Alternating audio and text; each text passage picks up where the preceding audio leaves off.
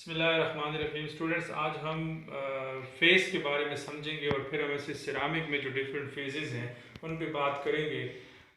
Face की जो definition है वो ये है कि it is an entity which is physically distinct और मैकेनिकली जो है वो एक सेपरेबल होता है। Physically distinct and mechanically separable. इसका क्या मतलब है? इसका मतलब ये है कि अगर हम कंपोजिट पे जो हमारा डेंटल मटेरियल का एक बड़ा क्लास है मटेरियल का, अगर हम उसको देखें तो उसमें भी दो फेजेस होती हैं। एक कंटिन्यूस फेज जिसको हम कहते हैं या रिइंफोर्सिंग फेज जिसको हम कहते हैं, और दूसरा उसमें डिस्पर्स्ड फेज होता है। उसमें सिरामिक पार्टिकल्स होते हैं जिसको स्ट्रेंथ प्रोवाइड करती हैं। जिस तरह कंपोजिट में हमारे पास दो फेजेस हैं, इस तरह सिरामिक मटेरियल में भी दो फेजेस होती हैं। एक को हम क्रिस्टलाइन फेज कहते हैं और दूसरे को हम ग्लास फेज कहते हैं। और अगर हम क्रिस्टलाइन फेज की फिर वो देख लें प्रॉपर्टीज़, तो इसका मतलब है कि उसमें जो क्रिस्टल सॉलिड्स, वो क्रिस्टलाइन सॉलिड्स वो होते हैं कि जिनमें हर एटम अपने लेटेस्ट पोजीशन पे होता है। So there is ordered in the atomic arrangement in solid. और ग्लास को अगर हम उस हवाले से देखें तो ग्लास में जो है वो एक डिस और ऑर्डर्ड जो है वो एटॉमिक पोजीशन होती है, तो कोई ख़ास फिज़िकल शेप इसकी नहीं होती है। और refractory, crystalline solids are refractory in nature. इसका मतलब है कि वो हाई टेम्परेचर को विथस्टैंड कर सकते हैं, और ग्लास जो है वो हाई टेम्परेचर पे जाके जो है वो फ्लो करता है, मेल्ट करता है, और इसकी जो है रिफ्रैक्टरी प्रॉपर्टी नहीं है। तीसरा जो है, ये जो हम डेंटल सिरामिक्स की बात करते हैं उसमें जो जिरकोनियम का और सिलिका और डिफरेंट जो क्रिस्टलाइन सॉलिड्स हम यूज़ करते हैं, मोस्टली दे आर ओपेक। और इसी तरह जो ग्लासेस हम यूज़ करते हैं डेंटिस्ट्री में, दे आर ट्रांसपेरेंट और ट्रांसलूसेंट तक हो सकते हैं। तो ये जो है डिफरेंट फेजेस होते हैं किसी भी सिरामिक में, चाहे वो हम उससे इनले, ऑनले, क्राउन, वटेवर जिससे हम ये फैब्रिकेट करेंगे, बनाएंगे, उसमें ये दोनों फेजेस मौजूद होती हैं। तो अगर आप एक बैक्ड या एक फायर्ड सिरामिक, लेट्स से कि this is the inlay, ceramic inlay हमने बनाया है, तो इसमें ये दोनों फेजेस मौजूद होंगी। एक उसमें क्रिस्टलाइन फेज भी होगा और सॉलिड ग्लासी फेज भी होगा।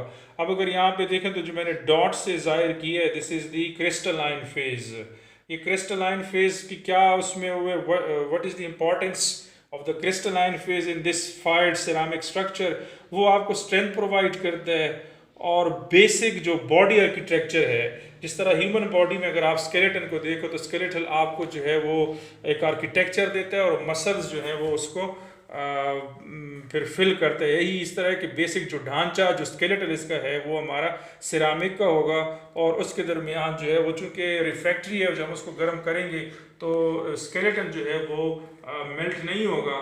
और ग्लास जो इसका है, ग्लास चूँकि हाई टेम्परेचर पे, जिस तरह हमने कहा था कि वो मेल्ट हो जाएगा, तो इसमें जो है जब ग्लास मेल्ट होगा तो वो इस क्रिस्टलाइन फेस को आपस में जोड़ के रख देगा और आपके पास एक यूनिफाइड मास आ जाता है।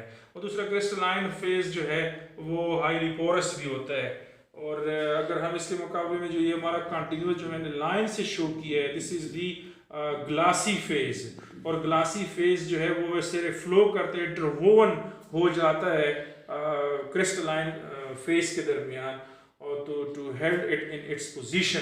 तो ये जो है ग्लास जो है क्विकली मेल्ट कर जाता है और hold the crystalline phase in position, give body mass to the prosthesis. तो जो प्रोस्थेसिस आप बनाएंगे उसको जो बेसिक मास है वो ग्लास प्रोवाइड करता है। इसलिए अगर आप हमारे डेंटल पोर्सलीन देखें तो उसमें क्रिस्टलाइन फेस कम होता है और ग्लासी फेज यानी फेल्डस्पार उसमें ज़्यादा होता है। चूँकि आपने देखा कि जो बेसिक सिरामिक स्ट्रक्चर होती है उसमें ये दोनों फेजेस, क्रिस्टलाइन और ग्लासी, दोनों फेजेस मौजूद होते हैं। अब अगर हम क्रिस्टलाइन फेस को कम करें और ग्लासी फेस को बढ़ाएं तो हमारे पास जो प्रोस्थेसिस बनेगा उसकी डिफरेंट फिजिकल, जिस तरह केमिकल कंपोजिशन उसकी बदल जाएगी, उसी हिसाब से उसकी फिजिकल प्रॉपर्टीज़ भी बदल जाएंगी। तो हम इस बिना पे कि हमने चार उसमें डिवाइड किया कि हमारे पास जितने डेंटल सिरामिक्स होती हैं वो इन चारों में किसी एक में लाई करती हैं, किसी एक में ये मौजूद होंगी। एक तो ये हो सकता है कि आपके पास एक ऐसा सिरामिक हो कि जो ग्लासी सिरामिक्स हों, ग्लासी सिरामिक ये होगा कि अगर आप उसकी कंपोजिशन देख लें तो लेट्स से, अगर ये किताब में नहीं है, मैंने सिर्फ आपको समझाने के लिए ये यहाँ पे उसकी कॉम्बिनेशन दी है केमिकल कंपोजिशन की, कि अगर आप देखें तो इसमें ग्लास का जो कंपोनेंट है वो 80% है, और जो क्रिस्टलाइन, जिसको मैंने यहाँ लूसाइड के नाम से, लूसाइड जो है वो स्मॉल पार्टिकल्स, क्रिस्टलाइन पार्टिकल्स होते हैं, जो हमारा ये कंटिन्यूस जो इंटरप्टेड फेज है हमारा, ये लूसाइड का, या जो क्रिस्टलाइन फेज है ये लूसाइड का बना होगा। तो इसी से हम कह सकते हैं क्रिस्टलाइन फेज या लूसाइड फेज। तो आप देखें कि क्रिस्टलाइन फेज इसमें जस्ट